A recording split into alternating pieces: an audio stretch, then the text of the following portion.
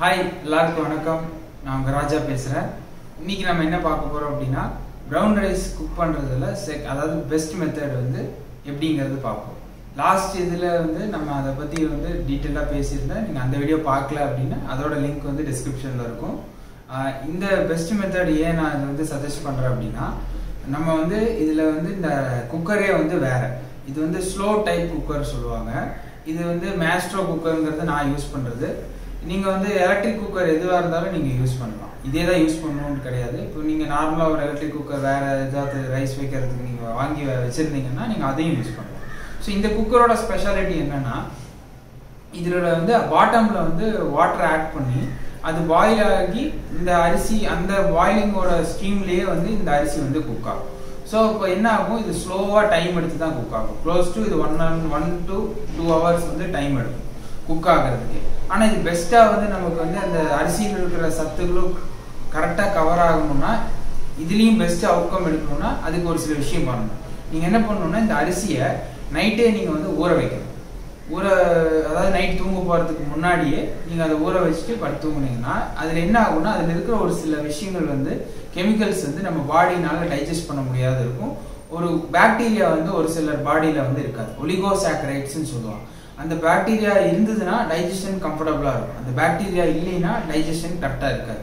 So அந்த bacteria வந்து இந்த அரிசி மூலமா நமக்கு கிடைக்கணும், ஃபைபர் அயன் கண்டென்ட் எல்லாம் கிடைக்கணும்னா நம்ம ஊற வைக்கணும். ஊற வச்சு அந்த டாக்ஸிக்ஸ் வந்து ரிமூவ் ஆகும் அந்த வாட்டர்ல. அப்புறம் வாட்டரை சேஞ்ச் பண்ணிட்டு நீங்க வந்து நார்மலா நீங்க ஒயிட் ரைஸ்க்கு வைப்பீங்க இல்லையா, ஒரு டம்ளர் எடுத்தீங்கன்னா 2 டம்ளர் அரிசி, அதாவது 2 டம்ளர் தண்ணி. ஸோ அப்போ அது நீங்க வந்து ஆட் பண்ணிக்கணும்.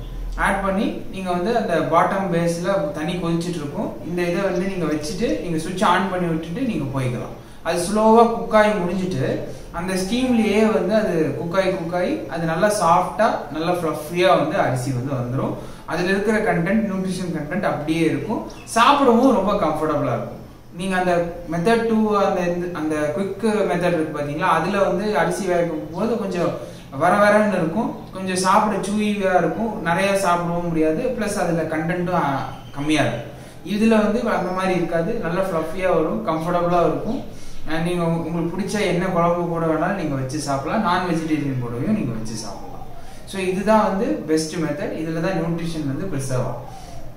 இன்னொன்னு நீங்க பாடி கோல்ஸ் ஏதாவது வச்சிருக்கீங்க, மசில் கெயின்கோ இல்ல வெயிட் லாஸ்க்கோ ட்ரை பண்றீங்கன்னா நான் இந்த மெத்தட் வந்து நான் வந்து சஜஷன் பண்ணுவேன். அந்த மெத்தட்ல வந்து வெறும் ஃபைபர் கிடைக்கும், இந்த இதுல இது எல்லாமே கிடைக்கும்.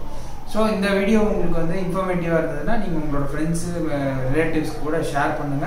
இதை பத்தி நீங்க மோர் டீடைல்ஸ் பிளஸ் நீங்களும் இந்த ஜெர்னியில் இருக்கீங்க, பிளஸ் உங்களுக்கு ஒரு கோச் இருந்தா நீங்க வந்து சீக்கிரம் வந்து உங்களோட கோல்ஸ் அச்சீவ் பண்ணணும்னு நீங்க நினைச்சீங்கன்னா நீங்க என்ன கான்டாக்ட் பண்ணலாம். நான் உங்களுக்கு எக்ஸாக்டா எப்படி உங்களோட கோலை அச்சீவ் பண்ணணுங்கிறது நான் வந்து 1-on-1 உங்களுக்கு கோச் பண்றேன். இந்த வீடியோ பிடிச்சிருந்தா லைக் பண்ணுங்க, ஷேர் பண்ணுங்க, சப்ஸ்கிரைப் பண்ணுங்க, தொடர்ந்து இந்த சேனல்ல போடுறதுக்கு சப்போர்ட் பண்ணுங்க.